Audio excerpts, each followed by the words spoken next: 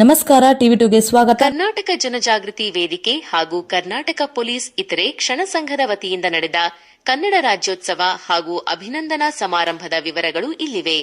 ಕನ್ನಡ ರಾಜ್ಯೋತ್ಸವ ಮತ್ತು ಅಭಿನಂದನಾ ಸಮಾರಂಭ ನೇತೃತ್ವ ಸಮಾರಂಭವು ರಾಜ್ಯ ಉಪಾಧ್ಯಕ್ಷರಾದ ಬಸವರಾಜು ಅವರ ನೇತೃತ್ವದಲ್ಲಿ ಅದ್ದೂರಿಯಾಗಿ ನಡೆಯಿತು. ಪ್ರಮುಖ ಕಾರ್ಯಕ್ರಮಗಳು: ಕನ್ನಡ ರಾಜ್ಯೋತ್ಸವದ ಅಂಗವಾಗಿ ಧ್ವಜಾರೋಹಣ ಮಾಡಲಾಯಿತು.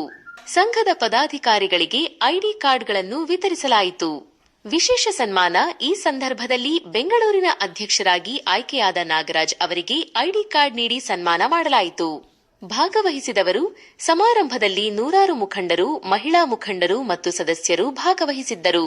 ಭೋಜನ ವ್ಯವಸ್ಥೆ: ಉಪಾಧ್ಯಕ್ಷರಾದ ಬಸವರಾಜು ಅವರು ಬಂದಂತಹ ಸದಸ್ಯರುಗಳಿಗೆ ಭರ್ಜರಿ ಭೋಜನ ವ್ಯವಸ್ಥೆಯನ್ನು ಏರ್ಪಡಿಸಿದ್ದರು. ಉಪಾಧ್ಯಕ್ಷರಾದ ಬಸವರಾಜು ಅವರ ಮಾತು ಸಂದರ್ಭದಲ್ಲಿ ಮಾತನಾಡಿದ ಉಪಾಧ್ಯಕ್ಷರಾದ ಬಸವರಾಜು ಅವರು ತಮ್ಮ ಸಂಘಟನೆಯ ಬಗ್ಗೆ ಹೆಮ್ಮೆಯಿಂದ ಹೀಗೆ ಹೇಳಿದರು: ನಮ್ಮ ಸಂಘವು ಎಲ್ಲಿ ಅನ್ಯಾಯ ನಡೆದರೆ ಅಲ್ಲಿ ನ್ಯಾಯ ಮತ್ತು ತಮ್ಮ ಕೈಲಾದ ಸಹಾಯವನ್ನು ಮಾಡುವ ಸಂಘಟನೆ ಯಾವುದಾದರೂ ಇದ್ದರೆ ಅದು ನಮ್ಮ ಸಂಘಟನೆ. ಈ ಸಮಾರಂಭದಲ್ಲಿ ಕನ್ನಡದ ಬಗ್ಗೆ ಮುಖಂಡರು ಗುಣಗಾನ ಮಾಡಿದರು ಎಂದು ಸಹ ವರದಿಯಾಗಿದೆ.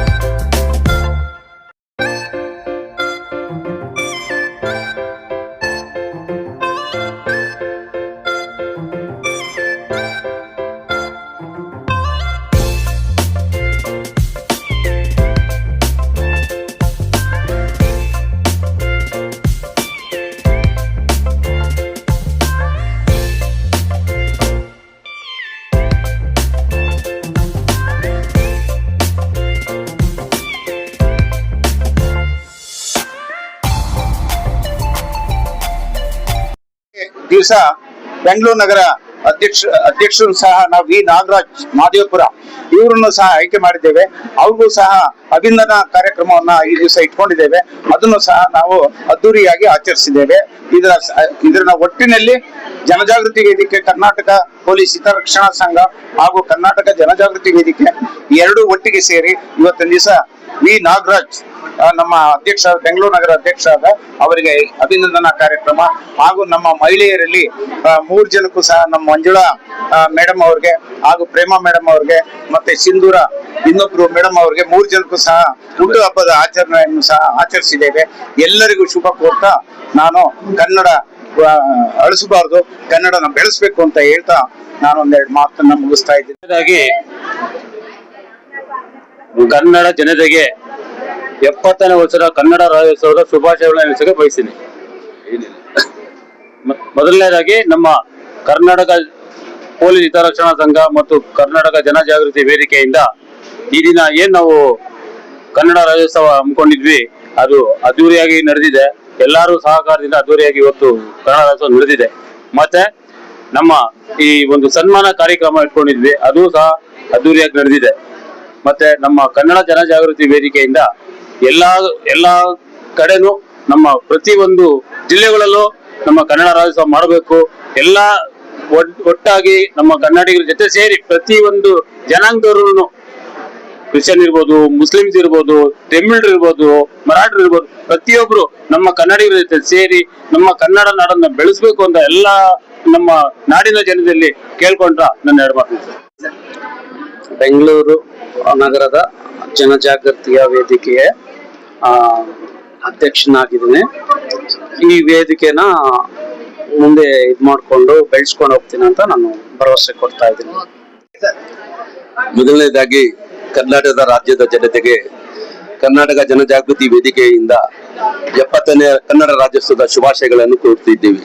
ಏನ್ ಇವತ್ತಿನ ದಿನ ಇಡೀ ನಮ್ಮ ಕರ್ನಾಟಕದ ಇತಿಹಾಸದಲ್ಲಿ ಅಂದ್ರೆ ಒಂದು ನಮ್ಮ ಕರ್ನಾಟಕದ ಜಿಲ್ಲೆ 32 ಜಿಲ್ಲೆಗಳಲ್ಲಿ ಇವತ್ತು ಕನ್ನಡ ರಾಜ್ಯೋತ್ಸವವನ್ನು ಅದ್ದೂರಿಯಾಗಿ ಎಲ್ಲರೂ ಆಚರಿಸ್ತಾ ಇದೀವಿ. ಅಂದ್ರೆ ಇಡೀ ಈ ಕರ್ನಾಟಕಕ್ಕೆ ಸ್ಥಾನಮಾನ ಕೊಟ್ಟು ಈ ನಾಡಿಗೆ ಒಂದು ಹೆಮ್ಮೆಯ ಒಂದು ಕಾಣಿಕೆಯಾಗಿ ಕೊಟ್ಟಂತ ನಮ್ಮ ಪಂಪ ಪಾಟೀಲ್ ರವರು ಹಾಗೂ ಚಂದ್ರಶೇಖರ್ ಕಂಬಾರ್ ರವರು ಹಾಗೂ ಗಿರೀಶ್ ಕಾರ್ನಾಡ್ ಸಾಹೇಬ್ರಿಗೆ ಹಾಗೂ ನಮ್ಮ ಶಿಶುನಾಳ ಶರೀಫ್ ರವರಿಗೆ ನಾವು ಎಷ್ಟು ಅವ್ರಿಗೆ ನಮ್ಮ ಋಣ ನಮ್ಮ ಮೇಲೆ ಎಷ್ಟಿದೆ ಅನ್ಬೇಕು ನಾನು ಹೇಳ್ಬೇಕಾದ್ರೆ ಆಗಕ್ಕಿಲ್ಲ. ಯಾಕಂದ್ರೆ ಇವತ್ತು ಈ ನಾಡಿನ ಆಸ್ತಿಯನ್ನು ಸಂಪತ್ತನ್ನು ಕಾಪಾಡುವಲ್ಲಿ ಅವರು ನಮ್ಗೆ ಒಂದು ಇವತ್ತು ಈ ನಮ್ಮ ಕರ್ನಾಟಕದಲ್ಲಿ ಒಂದು ಹೆಮ್ಮೆಯಾಗಿ ಅನ್ಕೊಟ್ಟು ಆಸ್ತಿ ಕೊಟ್ಟಿರೋದನ್ನ ನೋಡಿದ್ರೆ ನಾವು ಅವ್ರಿಗೆ ವಂದಿಸ್ಬೇಕು. ಯಾಕೆ ಅಂದ್ರೆ ಇವತ್ತು ಈ ಭಾರತ ಅಂದ್ರೆ ನಮ್ಮ ರಾಜ್ಯದಲ್ಲಿ ಇಡೀ ಸಮಾಜದವರು ಬಾಳ್ತಾ ಇದ್ದೀವಿ ಅಂದ್ರೆ ಸಾಧವಾಗಿ ಬಾಳ್ತಾ ಇದ್ದೀವಿ ಅಂದ್ರೆ ಅದಕ್ಕೆ ಅವರೇ ಕಾರಣ. ಯಾಕೆ ಈ ರಾಜ್ಯದಕ್ಕೆ ನಿಮ್ಗೆ ಸ್ವಾತಂತ್ರ್ಯ ಬಂದಿದೆ, ಆದ್ರೆ ಸ್ವಾತಂತ್ರ್ಯ ಬಂದ ಮೇಲೆ 1973 ಏನ್ ನಮ್ಗೆ ಕರ್ನಾಟಕದ ಒಂದು ಇತಿಹಾಸದ ಒಂದು ಹೆಸರು ಹೆಮ್ಮೆಯಾಗಿ ಕೊಟ್ಟಿದ್ದಾರೆ. ಇವತ್ತು ನಾವು ಜೀವಂತವಾಗಿದ್ದೀವಿ ಅಂದ್ರೆ ಅವರೇ ಕಾರಣ ಅಂತ ಕೇಳಕ್ಕೆ ಬಯಸ್ತಾ ಇದ್ದೀವಿ. ನಮಸ್ಕಾರ, ನಾನು ಮಂಜುಳಾ ಪಾವಗಡ, ಬೆಂಗಳೂರು ನಗರ ಮಹಿಳಾ ಅಧ್ಯಕ್ಷೆ. ಇವತ್ತು ಕರ್ನಾಟಕ ಜನಜಾಗೃತಿ ವೇದಿಕೆ ಹಾಗೂ ಕರ್ನಾಟಕ ಪೊಲೀಸ್ ಹಿತರಕ್ಷಣಾ ಸಮಿತಿ ಈ ಎರಡು ಸಂಸ್ಥೆಗಳ ಸಹಯೋಗದಲ್ಲಿ ಇವತ್ತು ಕನ್ನಡ ರಾಜ್ಯೋತ್ಸವವನ್ನು ಬಹಳ ಅದ್ದೂರಿಯಾಗಿ ಆಚರಣೆ ಮಾಡಿದ್ವಿ. ಈ ಸಂದರ್ಭದಲ್ಲಿ ನಾವು ಧ್ವಜಾರೋಹಣ ಮಾಡುವುದರ ಮೂಲಕ ಕನ್ನಡ ಸೇವೆಯನ್ನು ಸಲ್ಲಿಸಿದಂತಹ ಕೆಲವೊಂದು ಮಹನೀಯರಿಗೆ ಅವ್ರಿಗೆ ಸನ್ಮಾನ ಮಾಡಿ ಅವರಿಗೆ ಒಂದು ಗೌರವ ಸಲ್ಲಿಸುವಂತಹ ಕೆಲಸವನ್ನ ಮಾಡಿದ್ದೇವೆ. ಕನ್ನಡ ಅಂದ್ರೆ ಕೇವಲ ನವೆಂಬರ್ 1 ಆಗ್ಬಾರ್ದು. ಕನ್ನಡ ಅಂದ್ರೆ ಪ್ರತಿ ಕ್ಷಣ, ಪ್ರತಿ ನಿಮಿಷ, ಪ್ರತಿ ದಿನದ ಒಂದು ಆರಾಧನೆ ಆಗ್ಬೇಕು, ಸಂಭ್ರಮವಾಗ್ಬೇಕು ಅಂತ ಈ ಸಂದರ್ಭದಲ್ಲಿ ಹೇಳ್ತಾ, ಕನ್ನಡವೇ ಸತ್ಯ, ಕನ್ನಡವೇ ನಿತ್ಯ, ಸಿರಿಗನ್ನಡಂ ಗೆಲ್ಲಿ ಸಿರಿಗನ್ನಡಂ ಬಾ.